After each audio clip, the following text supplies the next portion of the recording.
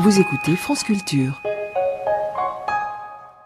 J'ai consacré la chronique d'hier à une phrase qui revient souvent dans les discours concernant la science.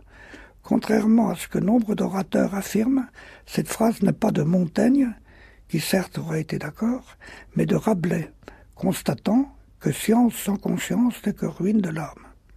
Comme c'est bien souvent le cas des phrases souvent répétées, elles perdent leur signification et cette affirmation est acceptée comme une évidence, alors qu'elle mériterait d'être passée au crible de la réflexion. C'est ce que je me suis permis de faire hier en précisant le sens du mot « science ». Une confusion se produit en effet, souvent, qui mêle deux concepts pourtant bien distincts. D'une part la science, d'autre part la technique. Il me semble de bonne définition de réserver le mot « science » à l'activité intellectuelle nous permettant de toujours accroître notre lucidité. Tel que nous le révèlent nos sens, le monde qui nous entoure est un vaste chaos, un désordre d'événements qui se succèdent en une prolifération toujours renouvelée de faits qui s'enchaînent dans la durée. La science consiste à mettre un peu d'ordre dans ce tohu-bohu, en projetant sur cette réalité des concepts inventés par notre intelligence.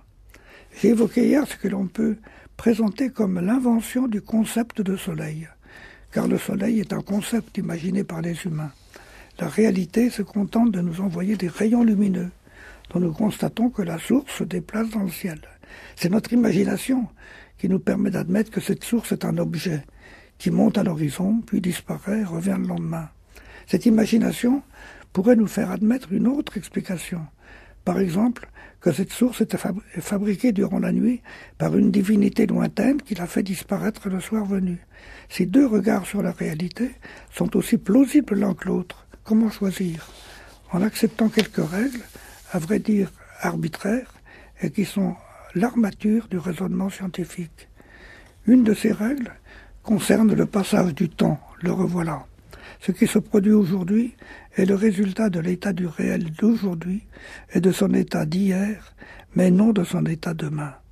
Autrement dit, la causalité ne remonte pas de l'avenir vers le passé. Cette règle, que l'on accepte facilement, est en fait très contraignante. Elle interdit d'admettre que les événements ont été réalisés en fonction d'un objectif. Elle contraint à réfuter toutes les explications utilisant des « pour que ». Seuls sont autorisés des « parce que ». Je lâche une tasse, elle tombe, elle se brise. Les forces de la nature qui ont provoqué cette séquence n'avaient nullement l'intention de sanctionner ma maladresse. Elles ont fait ce qu'elles ne pouvaient pas ne pas faire. Elles étaient inconscientes, ce qui enlève tout sens à la phrase de Rabelais. La science telle que nous venons de la définir est nécessairement sans conscience.